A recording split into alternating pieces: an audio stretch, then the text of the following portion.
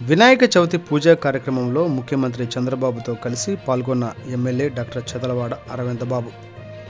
పూజ అనంతరం 45వ డివిజన్ వరద బాధితుల పరామర్శ.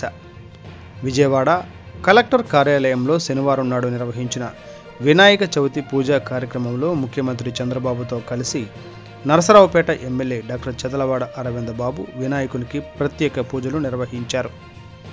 పూజా కార్యక్రమం అనంతరం 5వ రోజు కూడా 45వ డివిజన్లో పర్యటించి వరద బాధితులను పరామర్శించి ధైర్యం చెప్పారు.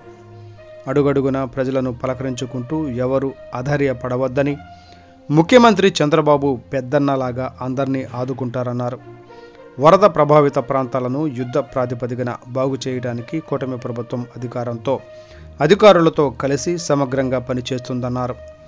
త్వరలోనే జనజీవనం సాఫీగా సాగే విధంగా కూటమి ప్రభుత్వం చర్యలు తీసుకుంటుందన్నారు.